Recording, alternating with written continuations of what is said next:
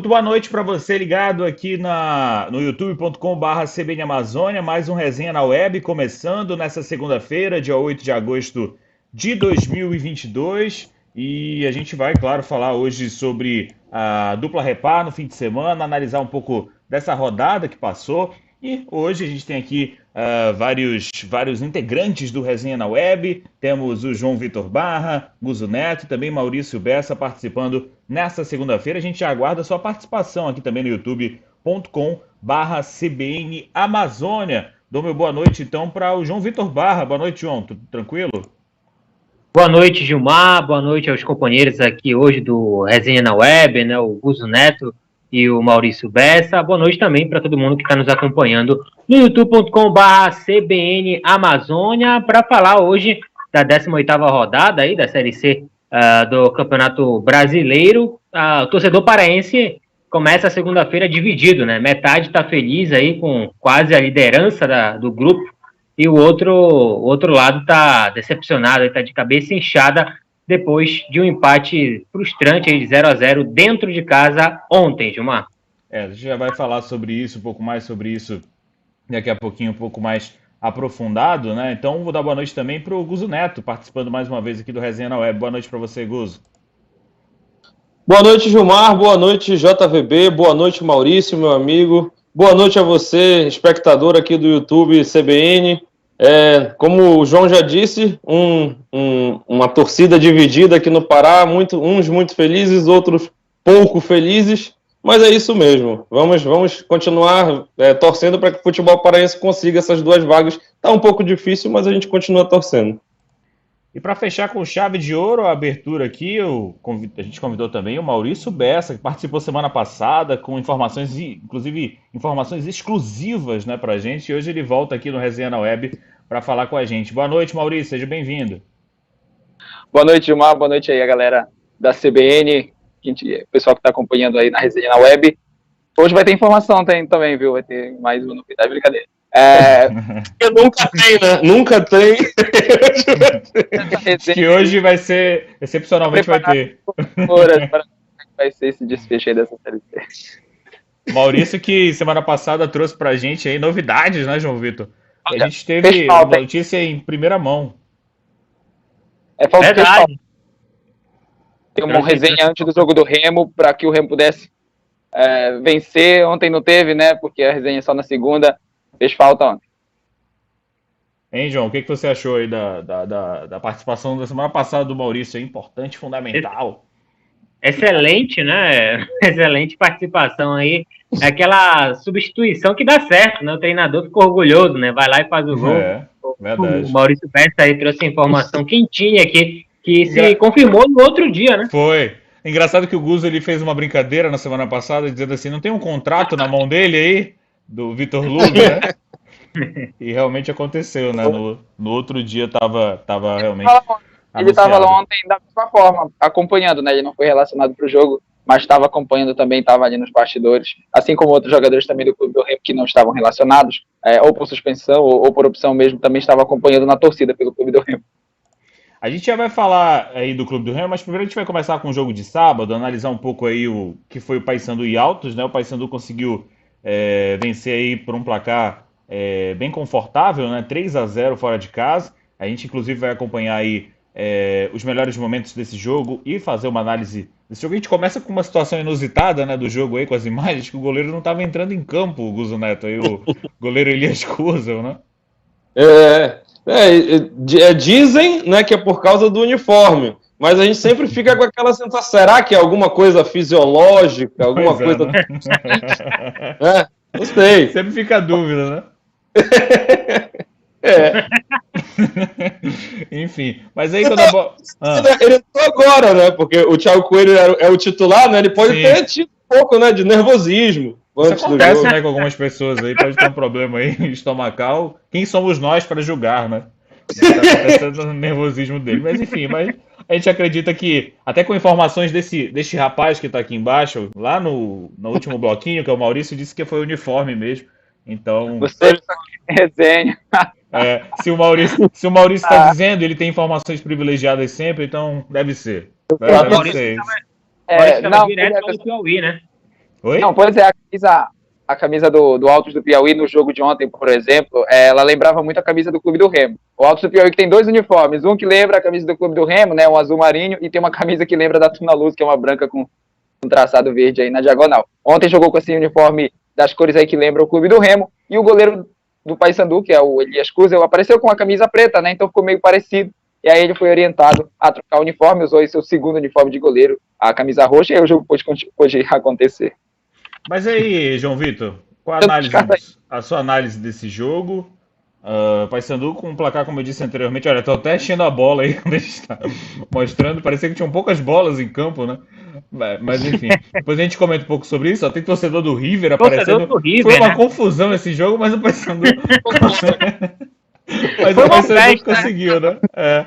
Mas o Paysandu conseguiu fazer os gols aí pra sair com a vitória, né, João? Eu não consigo fazer a pergunta. Aparece tanta coisa nesses melhores momentos aqui.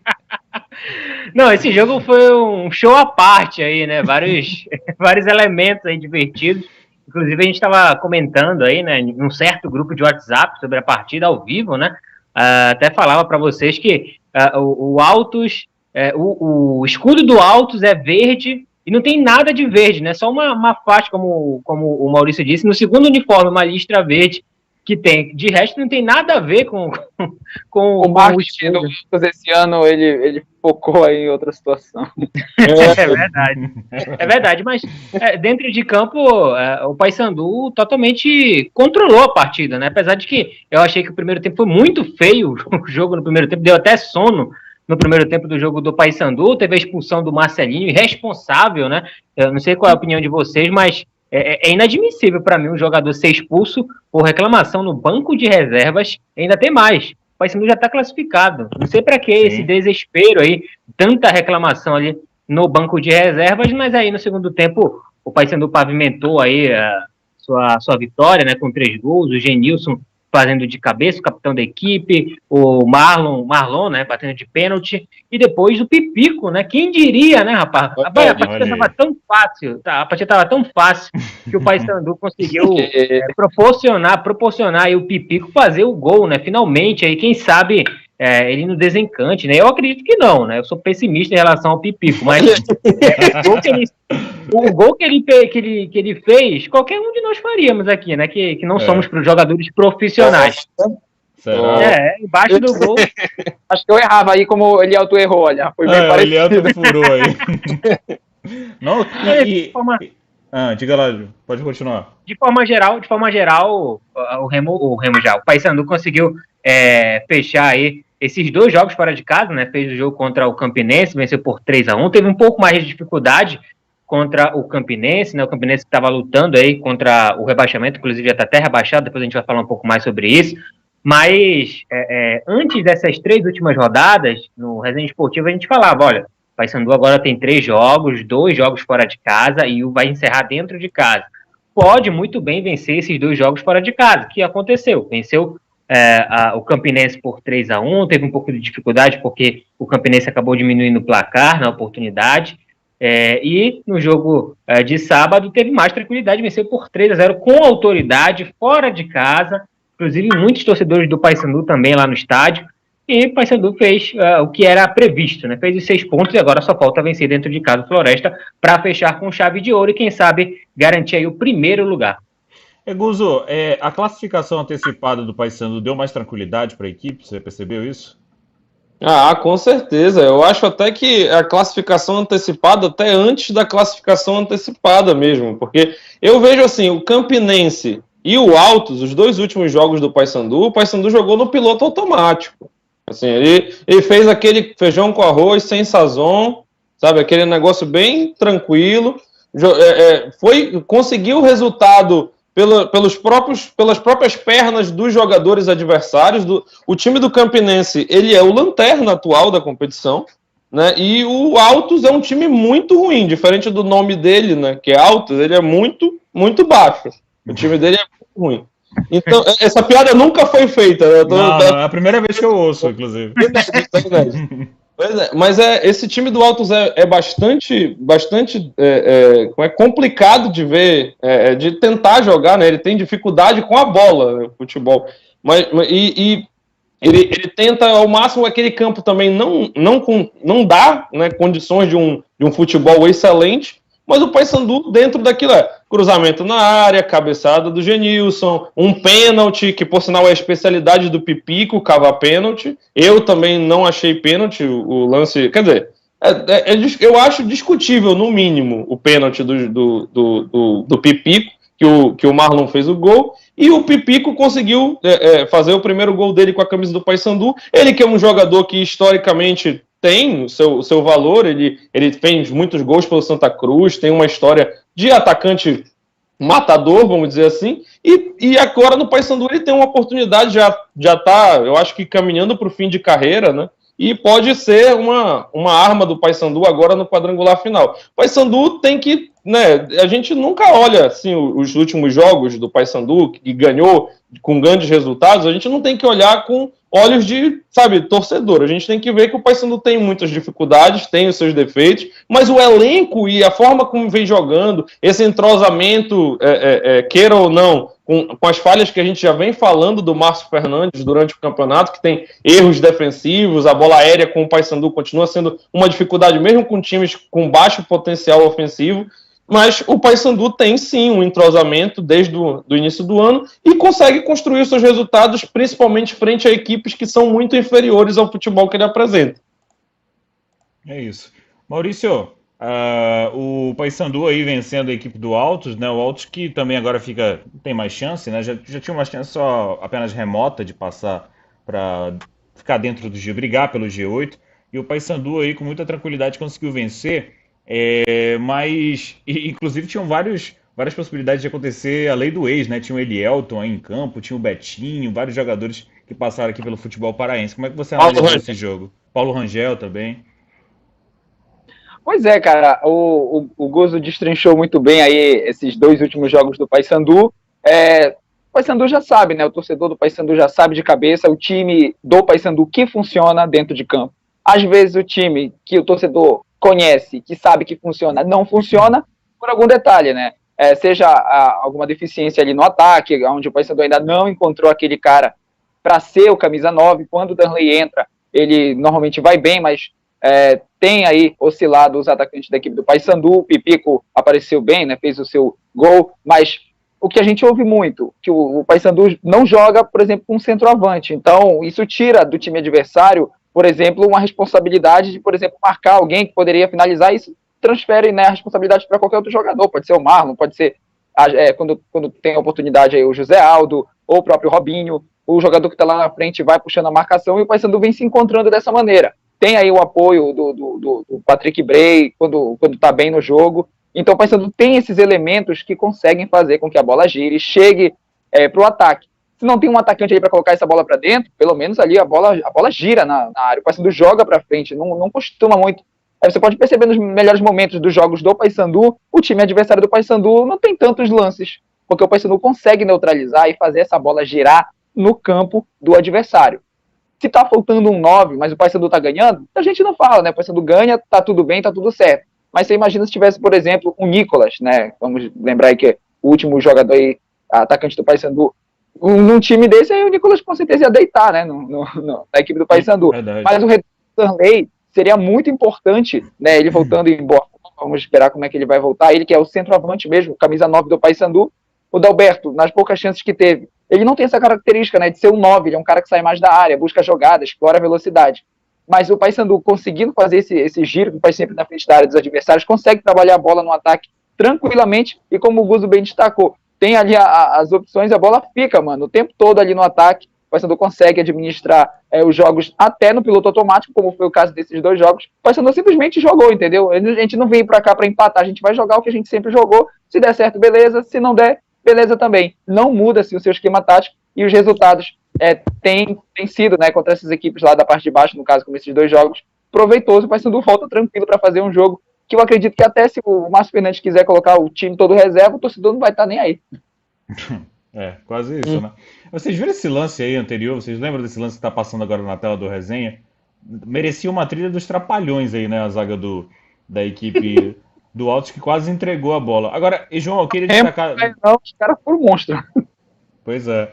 E, João, eu queria fazer dois destaques aí. Um deles é, na verdade, te perguntar sobre a atuação do Dalberto nesse jogo, que eu achei ele um pouco sumido. E outra, o Robinho parece ser o cara da bola parada e dos cruzamentos agora do Paysandu, né? Com certeza, né? Primeiro falando do Dalberto chegou aí a fazer a sua estreia contra o Figueirense, né? De repente fosse aí o centroavante que a diretoria do Paysandu pensasse aí para ser o artilheiro, já está claro que não vai ser ele. Já está claro que ele não vai ser esse homem-gol, pelo menos nessas partidas agora que ele já fez, não demonstrou assim ter aquele famoso faro de gol, né? Centroavante que fica ali na área esperando uma bola uma bola sobrar para ele ali e botar para o fundo das redes. E agora, em relação ao Robinho, o Robinho, para mim, é um dos melhores atacantes do Paysandu na temporada, um dos melhores jogadores, né, na verdade, na temporada. A lesão voltou muito bem. Que não lembra nada o Robinho da temporada passada, né? Todo mundo ficou naquela brincadeira, né? É igual outro Robinho no Paysandu, que joga na mesma posição, só que esse sim dá muitas assistências, né? Faz a bola parada muito bem e é uma válvula de escape ali no lado direito do Paysandu, né? Joga em velocidade, às vezes corta para o meio, chega na linha de fundo para fazer o cruzamento, sempre busca ali um companheiro muito mais bem posicionado. Ele geralmente consegue fazer passes diagonais para o Marlon, né? Chegar batendo na entrada da área, e aí alguns gols do Paysandu saiu ali pelo lado direito, com o Robinho sendo fundamental aí nesse ataque do Paysandu. Vamos para a participação da galera no youtube.com/CBN Amazônia, mandando mensagem aqui. O Arnaldo Luiz do Parque Verde mandando mensagem pra gente. Ele tá pistola desde manhã, né, João Vitor? Na verdade, desde sábado ele tá pistola. Ele falou o seguinte: sempre, mas sempre participando com a gente aqui, o Arnaldo Luiz. Um abraço pro Arnaldo. Boa noite, diretoria. Tem que multar jogador irresponsável. Tomou amarelo, insistiu e tomou vermelho. Arnaldo Luiz do Parque Verde. O que foi, Maurício? Eu ia falar justamente sobre isso, cara. Qual a necessidade, como foi destacado no início, o time vencendo, o time já classificado, de um jogador, por exemplo, ficar batendo boca na beira do gramado. Vou te falar assim que eu já presenciei momentos dentro do futebol onde ficou notável que tem jogador que força amarelo. Não é o caso da situação do Marcelinho. Mas é inadmissível, por exemplo, um jogador, por exemplo, que poderia ter uma chance de entrar nesse jogo, porque eu acredito que se ele não tivesse sido expulso, ele ia entrar no lugar e não o Pipico. Aí você imagina, ele faz uma partida boa de novo, titular nesse jogo da final do Paysandu, mais uma chance, e aí fica essa briga, essa dúvida, o Paysandu que não tem um centroavante titular, né, fica variando, ainda não encontrou esse homem. Você imagina se o seu Marcelinho faz um jogo bom aí contra a equipe do Altos nesse final, e vem para ser titular nesse jogo final aqui na Curuzu, pronto, cara, o cara faz o nome dele, aí ele prefere ser manchete, né, da situação, sendo expulso. E aí vai ficar de fora, só falta no quadrangular. Realmente situação complicada, né? O pensamento aí do jogador não deu para entender, na verdade, né? Teve até um princípio de confusão também na saída pro intervalo ali, né? Entre os jogadores.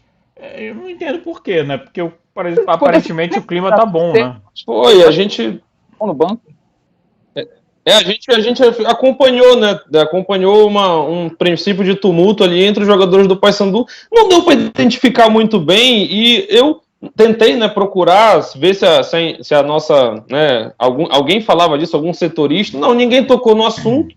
Né? A gente ficou só com aquela informação do narrador e comentarista da casa da transmissora oficial, né? Da transmissão oficial da Série C. Ninguém mais falou sobre isso, efetivamente, o que aconteceu, qual foi o desenrolar disso. Agora, o Marcelinho, o que mais também me intrigou foi que ele reclamou de uma falta em cima do João Vieira, né, que não foi uma falta desclassificante, não foi uma falta tão violenta assim, entendeu? Não houve motivo para ele manter, e ele tomou um amarelo, né, e ele retrucou, deu para perceber que ele retrucou o amarelo e por isso foi expulso. Né? Isso realmente é uma atitude impensada que não dá para entender muito bem. Aparentemente a motivação não é exatamente aquela falta em cima do João Vieira. Deve ter sido outra coisa. Isso vai ficar aí para os mistérios do futebol. A gente pode descobrir depois. Teve até esse lance, nossa, muitos lances curiosos nesse jogo, até um problema aí no dedo do Elias Curzel também, enfim. E você reparou quem estava enchendo a bola ali? Quem estava enchendo a bola é o delegado da partida, amigo. Imagina só esse peladão, né? Então, peladão Realmente. mesmo. Eu vou ver se eu consigo. Tá aí, ó, essa imagem aí, ó. É o delegado. Essas são as mãos do delegado da partida, né? Rapaz, Que isso, No cara? bola. Mas é isso. Tem que ter iniciativa, né? Senão ninguém enche a bola aí pelo jeito. Mas é isso, gente. Tem mais participação da galera no youtube.com.br CBN Amazônia. O Fabinho Gomes sempre participando com a gente. Mandou boa noite aqui pra todos. Ele falou que tá brincando aqui com a situação do Remo agora, o Fabinho. Disse que a melhor empresa para trabalhar é no clube do Remo, porque trabalha 6 meses e nos outros 6 meses são férias. Valeu, Fabinho, pela participação. O Arnaldo Luiz volta aqui para falar que mala desesperada vai rolar lá na Bahia. Arnaldo Luiz do Parque Verde. Vitória da Bahia que recebe o Brasil de Pelotas. Pelotas, E o Brasil de Pelotas que tem chance ainda de sair do rebaixamento, mas está difícil, né? Só alcança 20 pontos, que é o número que tem o primeiro fora da zona, né, João Vitor? o Brasil de Pelotas tem 17 pontos, né? Tem 4 vitórias contra o Floresta, né? Que tem 20 pontos, que no caso alcançaria aí, né? O Floresta com uma vitória. Só que o Floresta tem 5 vitórias, né? Ou seja, empataria. E no saldo de gols, o Brasil de Pelotas tem -8 e o Floresta tem -9, né? Então é uma combinação de resultados aí para o Brasil de Pelotas conseguir aí escapar do rebaixamento. E ainda tem que torcer contra a equipe do Atlético Cearense, né? Que tem um saldo de -17, quem diria, né? Meu amigo. É pelas goleadas, né? Pelo começo do campeonato. Enfim. Falando em goleada, gente, antes de entrar no assunto do jogo de ontem também, o que me surpreendeu foi o Manaus levando 5-0, Maurício, do Ipiranga de Erechim.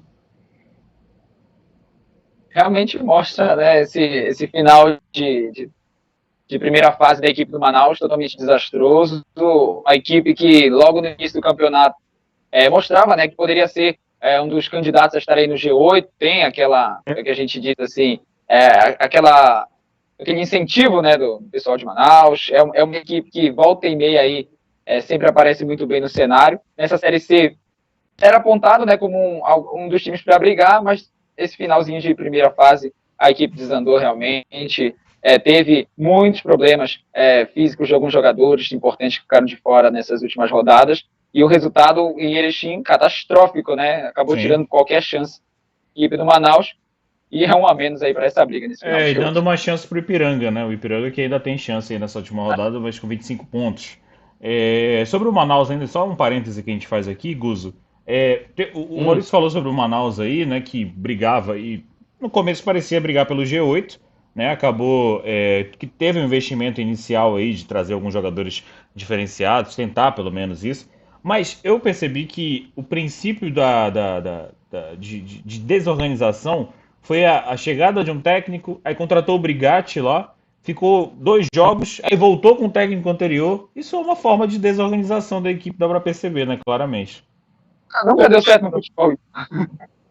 Completa. A gente, inclusive, é isso, né? A dança dos técnicos e, na verdade, o técnico anterior volta. Então, esse tipo de coisa geralmente é bastante complicado. Eu lembro uma vez que foi isso, e foi inclusive uma vez que deu certo, né? Mas geralmente dá errado. Mas eu lembro que o Paysandu demitiu o Mazola Júnior na época que ele estava lutando para subir para a Série B no Centenário. Ele demitiu o Mazola Júnior e contratou o Vica. O Vica ficou 4 jogos. E nós vamos juntos aqui no Dazon. E aí foi demitido e o Mazola Júnior voltou.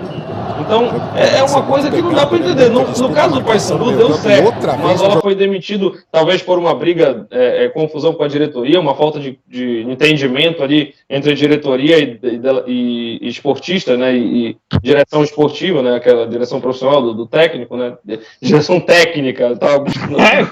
Quase não saiu agora essa daí. Até consegui encontrar. Mas então foi uma falta de comunicação ali e o Mazola foi demitido, mas depois voltou e o Paysandu não conseguiu subir. Mas geralmente isso não dá certo, né? Se o técnico já vinha dando errado, vamos dizer, dando errado que a gente diz, não conseguindo os resultados, né? Porque muitas vezes o técnico consegue fazer o time jogar, mas não consegue o resultado. No caso do Paysandu, o Paysandu vinha jogando bem com o Mazola, mas teve esse problema. Quando ele voltou, continuou jogando bem e ganhou. Geralmente, quando o técnico é demitido, ele não está bem. Então, o Manaus é um exemplo disso. O Manaus que ganhou o Remo dentro de casa, né?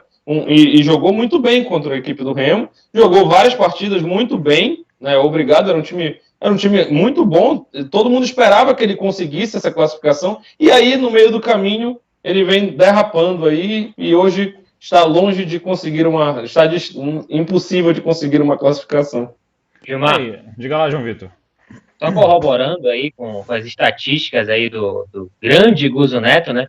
Teve outro ano também que o Paysandu fez a mesma coisa, foi em 2016.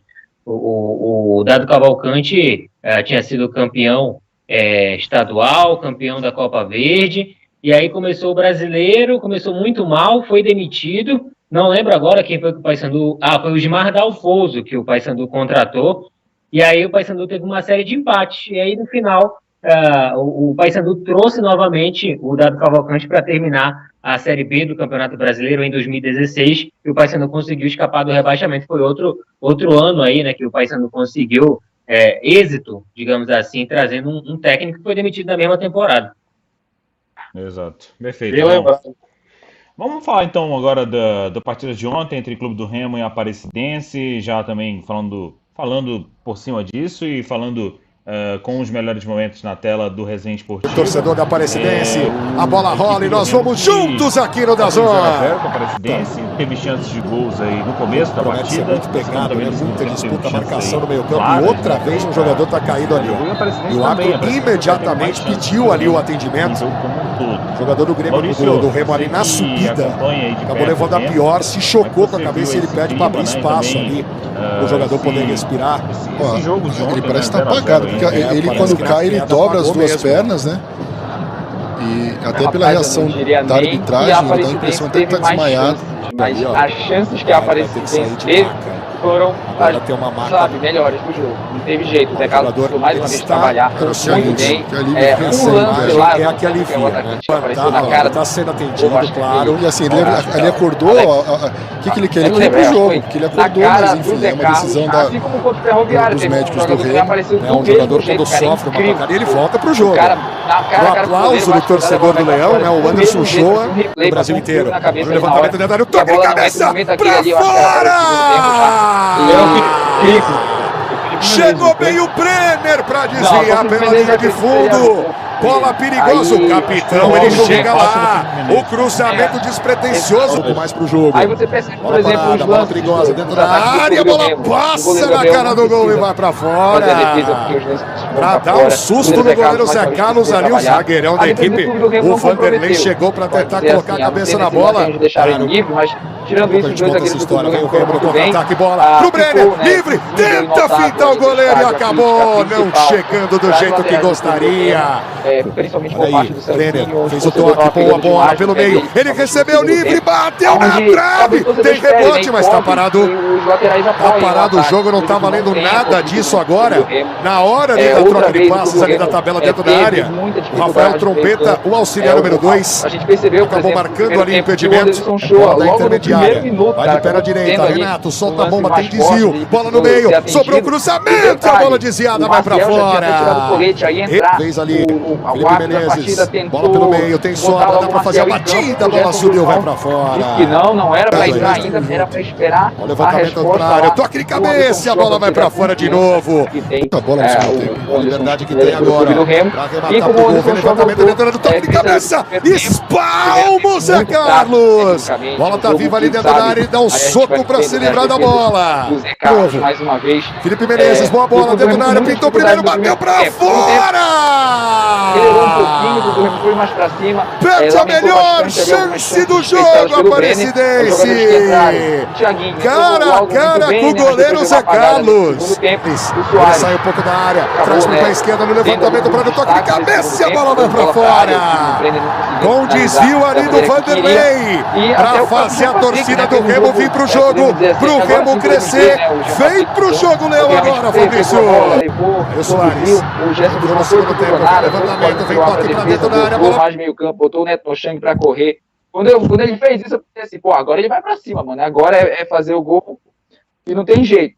Mas aí a equipe da Aparecidense conseguiu defensivamente fazer um bom desempenho ali diante do Clube do Remo. E mais uma vez, o Clube do Remo não consegue organizar o meio campo, não consegue ter volume de jogo. A equipe da Aparecidense mandou o início do segundo tempo todinho. até o Clube do Remo conseguir acordar já com as mudanças, e no final do jogo, eu nem diria assim, que eu já vi jogos do Clube do Remo ali no Baenão, onde tivemos muitas vaias para um resultado que não fosse a vitória, mas ontem teve um pouco mais de vaia, mas assim, o que foi notável sabe, o torcedor, sabe, desacreditado, a decepção, a palavra é essa, o torcedor está decepcionado, ele não está com raiva, ele não está puto, pode até estar ali, mas ele está decepcionado, cara, porque o Clube do Remo, a gente pode dizer que o marketing do Clube do Remo vai para o jogo, o torcedor vai para o jogo, a imprensa vai para o jogo, os jogadores não estão indo para o jogo, cara.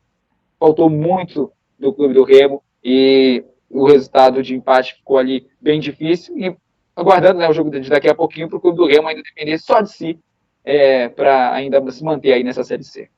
É isso, Maurício. Só deu para ouvir essa parte da Série C que tu falaste agora no final, que o áudio não estava saindo. Brincadeira. Tava saindo sim, mas tava junto com o som do jogo. E aí eu tive que tirar na metade aqui, mas enfim, deu pra entender já o final, o seu resumo aí do jogo. O Maurício que tem essa questão aí de vivenciar, né, o dia a dia lá do Clube do Remo e trouxe essas informações pra gente. Cuso, você tava falando antes de começar o resenha, né, porque a gente tem uma resenha antes, né, do Resenha na Web. A gente fica aqui no Skype conversando um pouco.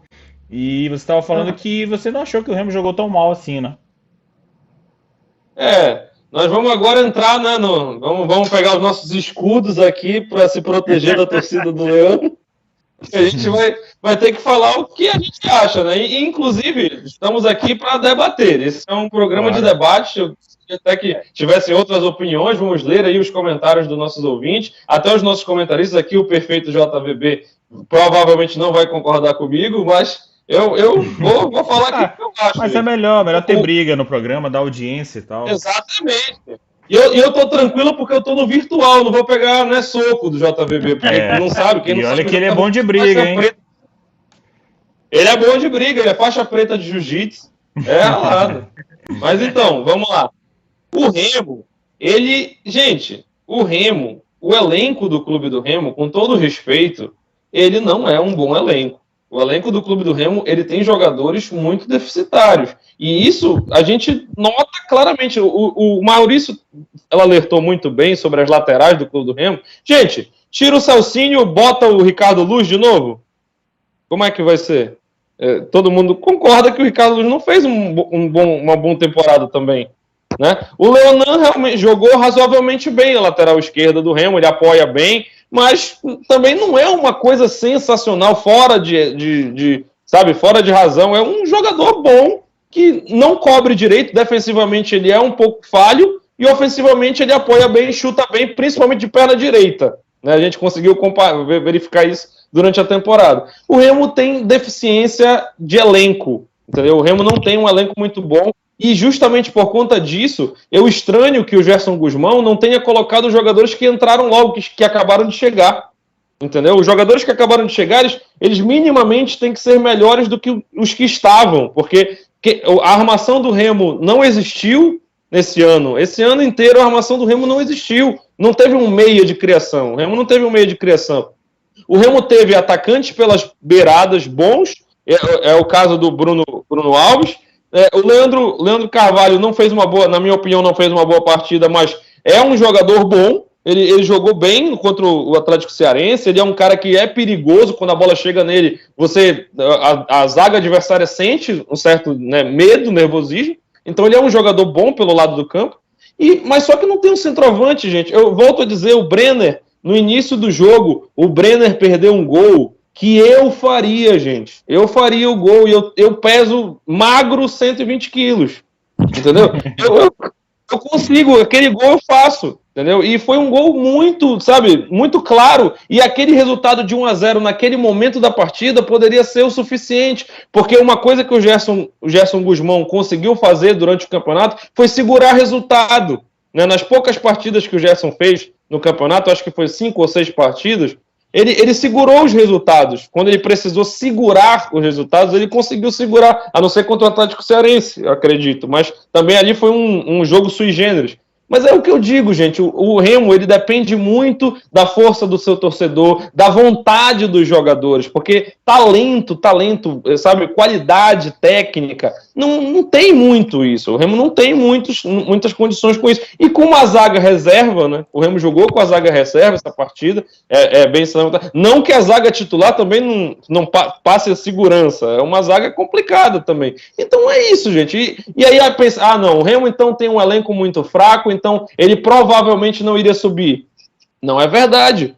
Nós temos muitos times que não têm um elenco bom também, estão igual ao nível do Remo, mas estão qualificados, estão entre os 8.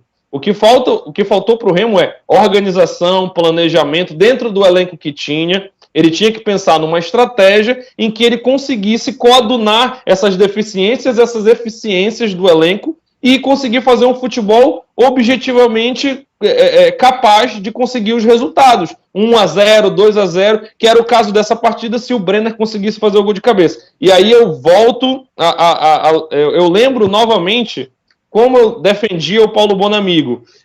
A torcida do Remo agora que ela vai jogar pedra em mim, mas o Paulo Bonamigo era um técnico que sabia dessas deficiências do clube do Remo.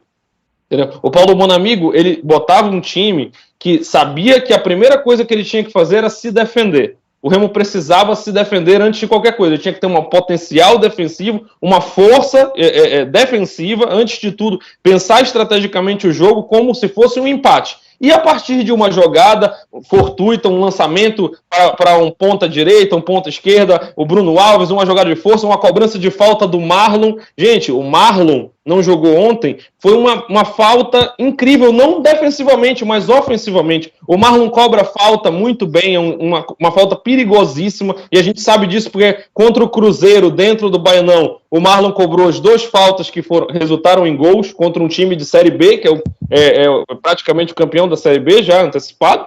Ele está muito bem, obrigado. E o Marlon fez, ele responde por muito mais cobrança de falta, essas coisas, que é um time que é limitado tecnicamente. Eu não vou já me alongando demais, esses meus pensamentos sobre o Clube do Remo. Espero ainda que ele consiga um resultado positivo, mas é muito difícil e nós sabíamos, no fundo, que o elenco não era essas Coca-Colas todas, vamos dizer assim.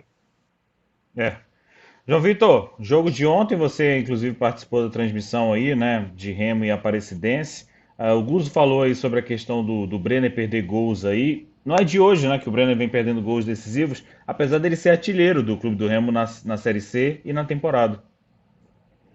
É verdade, Gilmar. O Brenner ontem muito mal, péssimo. Perdeu chances que claramente poderiam ter decidido, né, a partida. Ele teve, na minha contagem, 3 chances. Uma de cabeça no primeiro tempo, a segunda que ele pegou de frente, aí no passe, inclusive vai ser esse lance agora aí que está passando. E o terceiro lance foi no segundo tempo, que ele cabeceou e o zagueiro Vanderlei acabou conseguindo tirar a bola aí em cima dele. Mas enfim, foram lances claros aí, né, pro Clube do Remo. Lance deu impedimento, acho que ele acabou. Esse lance foi um impedimento, né, mas ele perdeu, né, ainda tem isso. Pelo menos faz o gol, né, para dar um ânimo na torcida. Bateu na trave, nem assim, né? Nem assim ele conseguiu fazer. Pois é, eu vejo assim, amigos, que o Clube do Remo é o reflexo do mau planejamento, né? Perdão. Do mau planejamento aí na temporada, e foram muitos erros ontem, né? Ficou evidente isso, sabe? A gente vê que a contratação, são vários pontos. A gente vê que a contratação do Gerson Guzmão não foi um acerto da diretoria.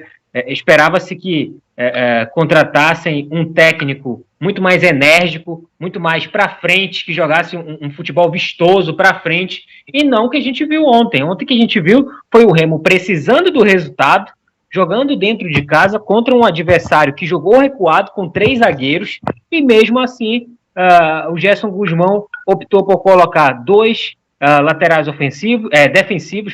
Tudo bem, o Celcinho vamos dizer, menos pior, de repente, aí, do que o Ricardo Luz, né? É questionável isso.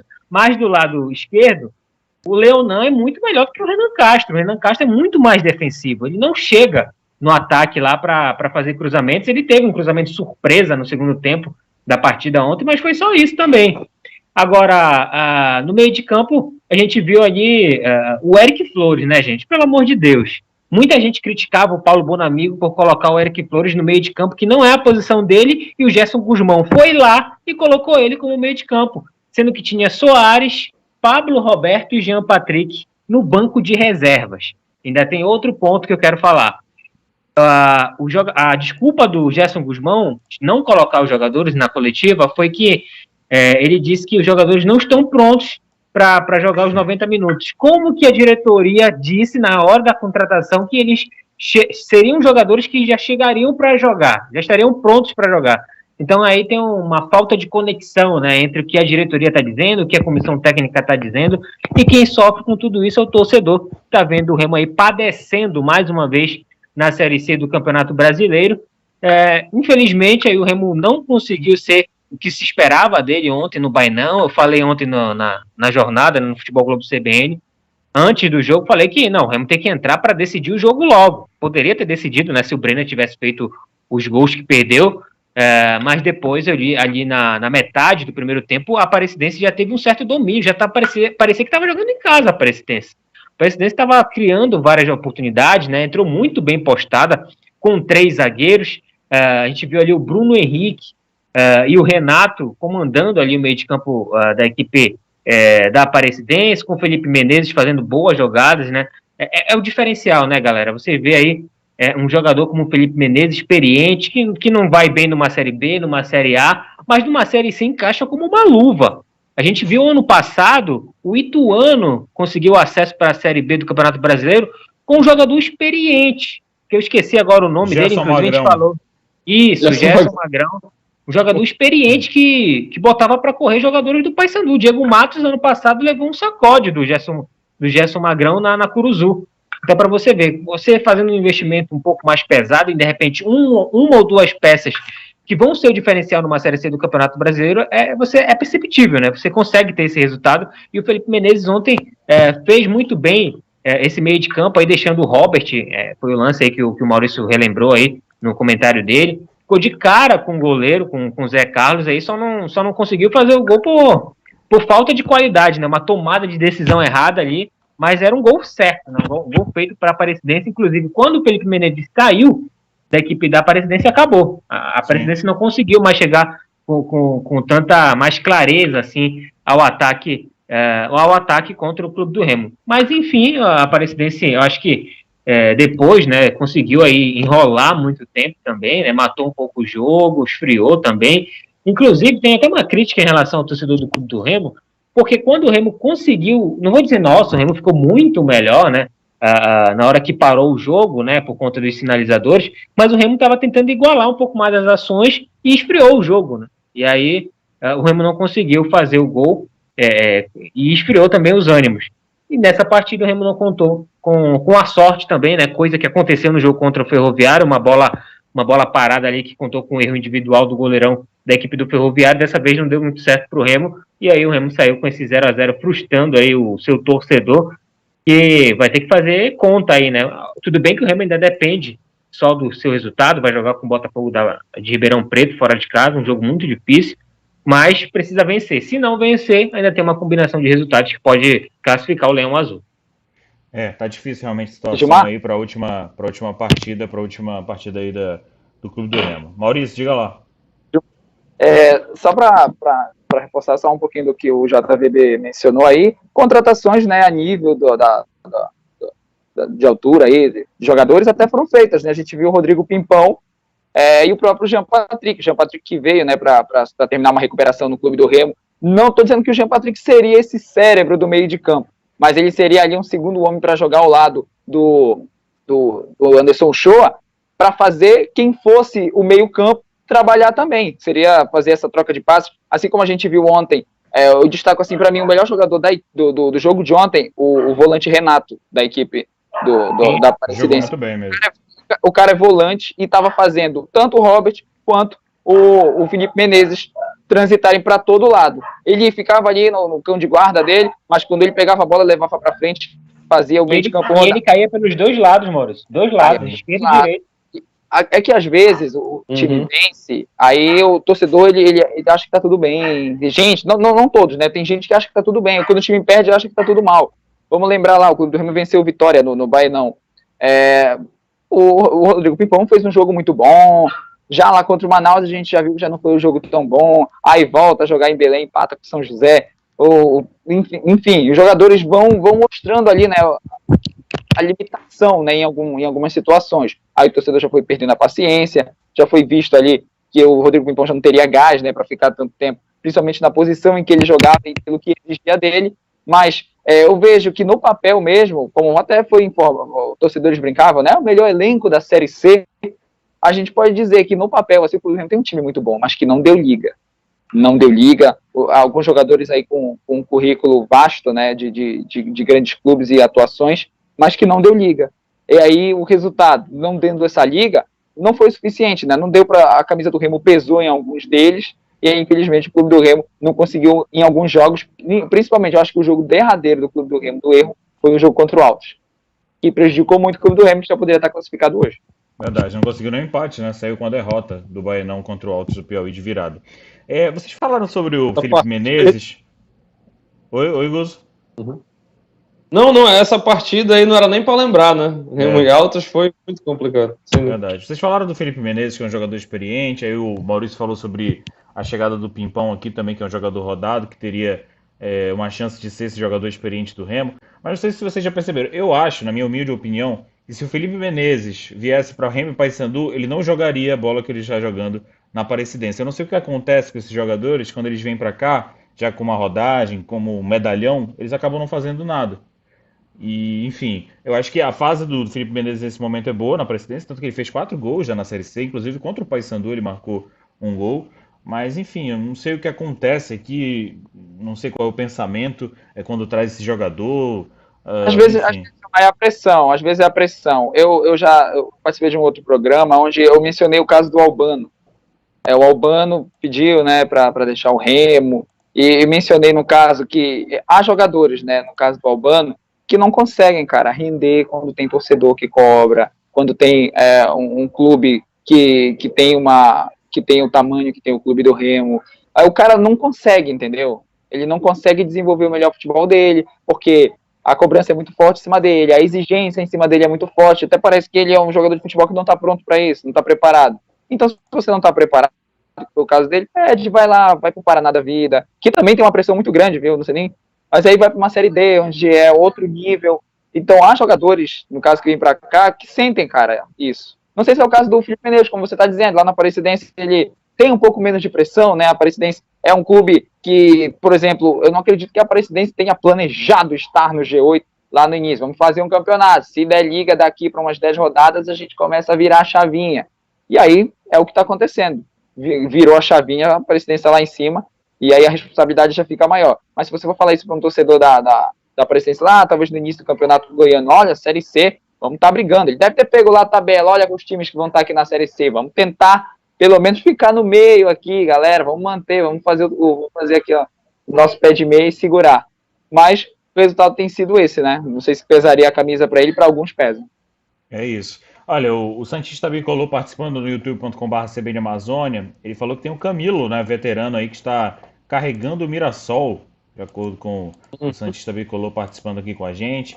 O Leite Derramado sempre participando com a gente, ele falou que não ganhou em casa, não adianta chorar pelo Leite Derramado, sempre participando aqui com a gente no youtube.com/CBN Amazônia. O João Filho falou que o torcedor está frustrado com o time, justamente por isso, não há entrega por parte dos jogadores em buscar algo a mais. É o João Filho falando aí sobre a questão do Clube do Remo, né? Jogando dentro de casa aí, não conseguindo o resultado positivo. Santista Bicolor volta aqui para dizer que sabemos que há um equilíbrio muito grande nas equipes da Série C, principalmente com os times que estão lá na parte de cima. O mínimo é que os favoritos têm que fazer é mostrar mais facilidade contra os times mais frágeis. Mas isso não tem acontecido, né, na Série C desse ano, principalmente, né, João Vitor? É verdade. A gente viu aí jogos em que as equipes da parte de cima tiveram dificuldade, né, para vencer equipes da parte de baixo. Por exemplo, o Paysandu teve dificuldade para vencer o Confiança, que estava lá embaixo. não conseguiu vencer o Brasil de Pelotas, né? Ficou no empate, tudo bem, foi um lance do acaso ali no final do jogo, mas perdeu 2 pontos dentro de casa. O Remo perdeu para o Atlético Cearense, fora de casa, né? Tudo bem, fora de casa, mas não poderia ter perdido aquele jogo. Perdeu por 3-1, foi feio aquele jogo, né? Também perdeu para o Altos, que estava lá embaixo na tabela, de virada, que culminou aí na demissão do Paulo Bonamigo, e esse é o retrato. Brasil de Pelotas. Perdeu para o Brasil de Pelotas também, né? Mas foi lá no começo, né, da competição. Sim, é verdade.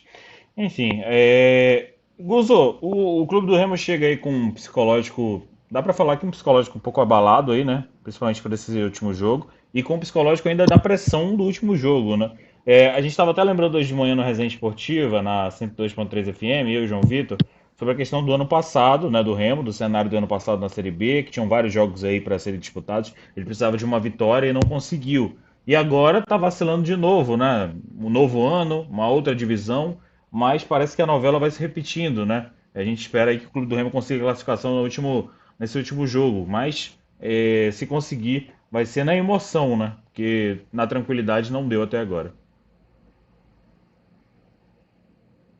Gilmar, só porque eu não escutei, a pergunta foi para mim? Foi para ti, foi, isso. Porque ele falhou aí na hora quando você perguntou, mas... Pois o Remo agora ele vive uma situação bastante complicada, porque por mais que ele dependa ainda só de si, mas ele joga fora de casa, onde um resultado vitória já seria muito difícil, né, contra um adversário que não pense que ele ainda não, que o Botafogo de São Paulo não busca nada na competição. Ele ainda busca, ele precisa ficar entre os 4 de cima para poder decidir em casa. Então o Botafogo de São Paulo ele tem ainda esse interesse em ficar entre os 4, então ele joga contra o Remo ainda querendo alguma coisa na competição e na frente de sua torcida, fazendo uma boa campanha, tudo andando bem, é bastante complicado vencer. E se vencer por 1-0, ainda conta com que os seus adversários diretos não ganhem as partidas com o maior número de gols, até porque está todo mundo nivelado em número de pontos e vitórias também. Então o Remo ele tem uma missão muito árdua, né, e principalmente, né, além de tudo, esquecendo tudo que eu acabei de falar, o Remo não apresenta um futebol que passe essa confiança que o torcedor precisa. É isso que eu acho que foi o Maurício e o JVB pontuaram muito bem. O Remo não apresenta essa confiança, esse punch de que, não, vai dar, vai conseguir, vamos lá, gente, vamos lá que vai conseguir. Não, as entrevistas sempre são aquelas entrevistas, sabe, decepcionantes, um clima chato, uma complicação, porque não conseguiu o resultado, porque o Gerson Guzmão disse que os jogadores, como o Gilmar falou, eu não sei se foi o Gilmar ou se foi o JVB que falou, que os jogadores vieram para jogar logo de início, vem para decidir, e agora o Gerson Guzmão falou que eles não estão preparados para uma partida completa, então fica aquela sensação, poxa, então quer dizer, estão me enganando cada vez mais, né? Estão me mostrando várias coisas que na verdade é fachada, é mentira, é um cenário diferente, e isso vai contaminando a mente do torcedor que é um apaixonado, e ele deve ser um apaixonado sempre, porque foi a partir dessa paixão que o Remo conseguiu acreditar no campeonato, conseguiu, porque futebol faltou bastante no decorrer dessa competição. E aí vai novamente a um tudo ou nada, que apesar de no ano passado o Remo não ter conseguido e ter realmente caído em várias ladeiras, pisado em uma mina, sabe, uma mina terrestre, porque não é muito, foi muito azar. Foi muito azar, realmente, o que aconteceu com o Remo no ano passado, e esse ano pode ser diferente. As coisas acontecem de maneira diferente. E é isso que o torcedor tenta se segurar, alguns torcedores, porque os outros já, realmente, infelizmente, já abandonaram. A gente até recebeu mensagens hoje de manhã de alguns torcedores que realmente já não acreditavam mais, né? Não acreditam mais na classificação, mas enfim, tem a última rodada aí ainda com chances, né? Então, se tem chances, ainda é possível. O Fabinho Gomes brinca aqui com a situação, ele disse que hoje, desde hoje, já sou o Botafogo da Paraíba, né? Porque o Botafogo da Paraíba joga agora, às 8 horas da noite, né? E no sábado, sou Aparecidense, Vitória da Bahia, Ipiranga e principalmente Botafogo de Ribeirão Preto, Fabinho Gomes, na torcida contra o Leão Azul aí, torcendo para todo mundo, para o Clube do Remo não classificar. Agora, JVB, teve um lance ontem, né, com a torcida aí, a gente está até botando algumas imagens aí sobre a questão do sinalizador, mas você tem uma informação, né, sobre essa questão da violência lá, teve, olha, essa cena aí lamentável. Gilmar, o Clube do Remo se posicionou, né, lançou uma nota em relação aos episódios aí de violência, né, ontem nas arquibancadas do Bainão. Vou ler aqui a nota, né, abre aspas, o Clube do Remo lamenta os episódios de violência ocorridos no último domingo nas arquibancadas do Bainão, bem como em seus arredores durante e após a partida válida pela 18ª rodada do Campeonato Brasileiro da Série C. O clube entende que o ambiente esportivo é um espaço democrático, inclusivo de lazer e entretenimento. Assim, temos como meta tornar o estádio de futebol uma atmosfera acolhedora e que possa ser frequentada por todas as famílias e pessoas. É inadmissível qualquer tipo de conduta violenta por quem quer que seja. Por fim, o Clube do Remo destaca que está trabalhando internamente na apuração de infrações, possíveis excessos e ou condutas em desacordo com a razoabilidade. Destaca ainda que todas as imagens do circuito interno de segurança do estádio estão sendo verificadas e estarão à disposição das autoridades. Gilmar, aí a nota do Clube do Remo.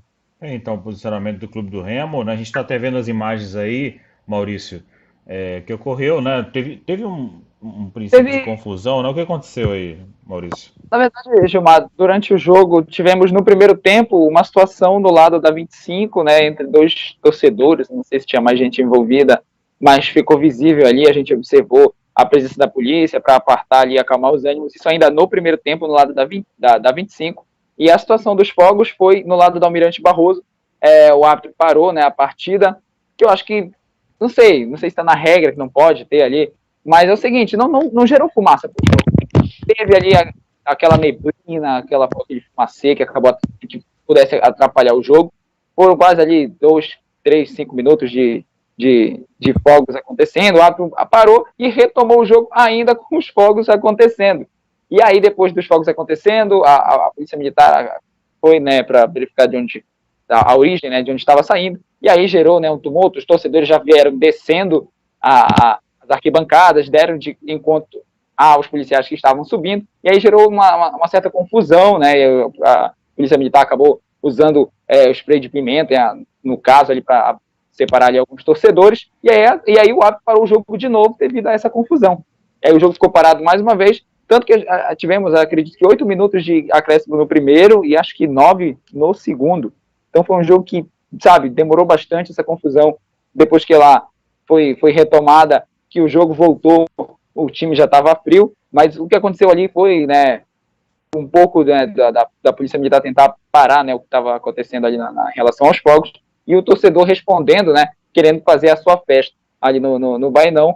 Eu não sei, né, se tivemos resultados feridos, não acompanhei a fundo, mas na hora ali a situação ficou bem nervoso, o clima ali no lado da Almirante Barroso. Os torcedores aqui que estavam, por exemplo, em outros setores, estavam acompanhando e estavam apreensivos, né, com a retomada e o que poderia gerar, né, essa confusão.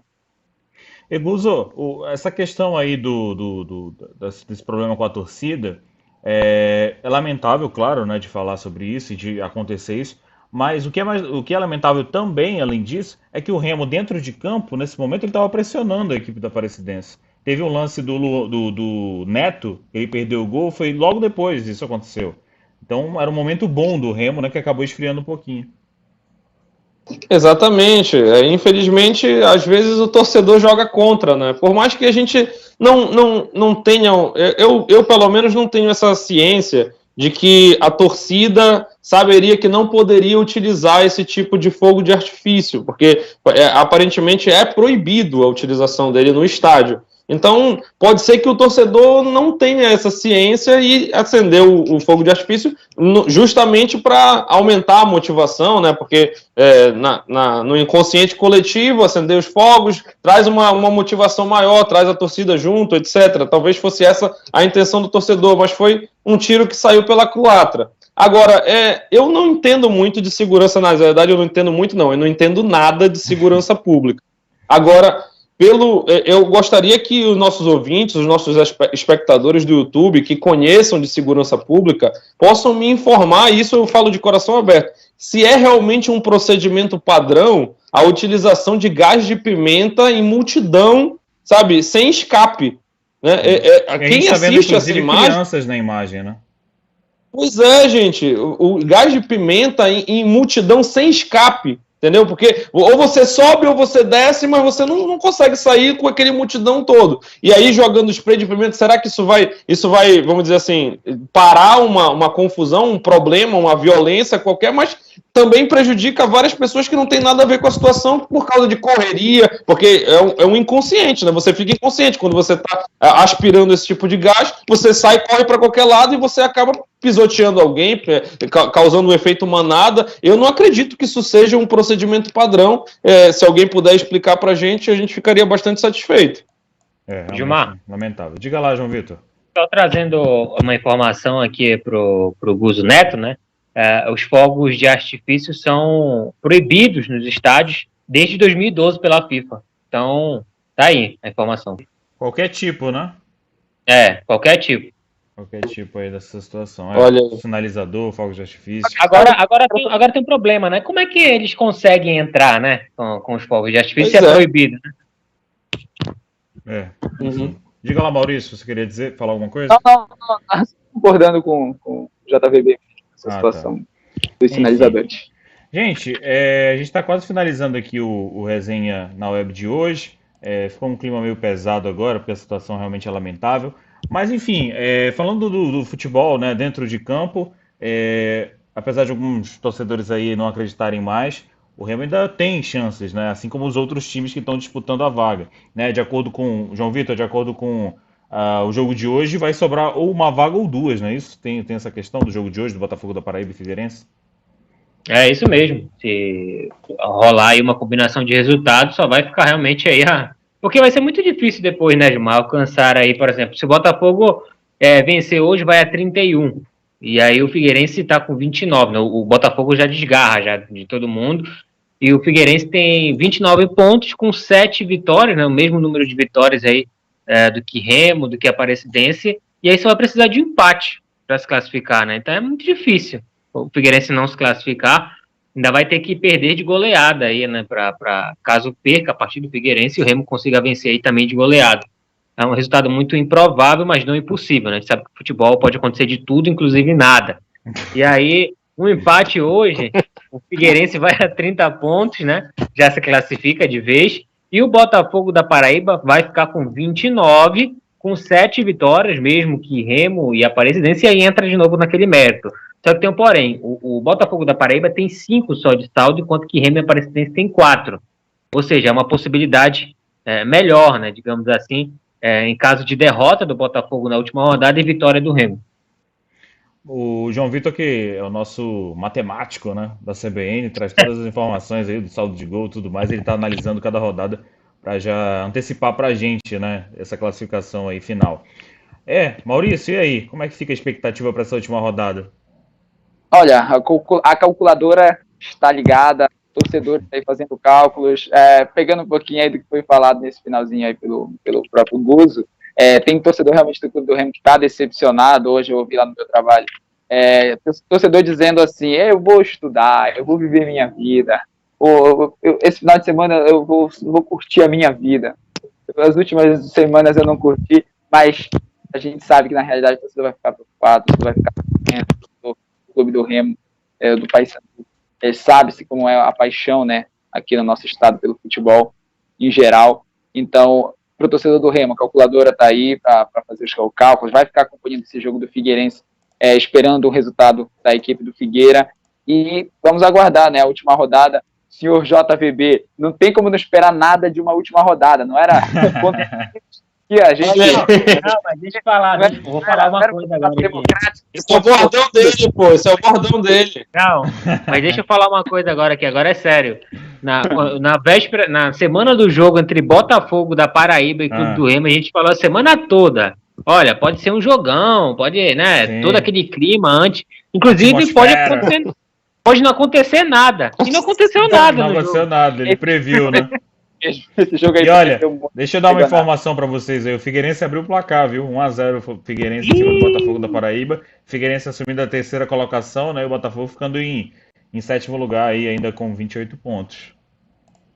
Mas por enquanto, né? Só parcial aí, claro. Então, é isso, não era pontos corridos que o torcedor queria para trazer aí essa igualdade, esse nivelamento, esse mérito, né, dos times aí de melhor campanha. Então, é uma Série C para a gente acompanhar aí no próximo sábado, atento e com a calculadora ligada para o que vai acontecer. Verdade.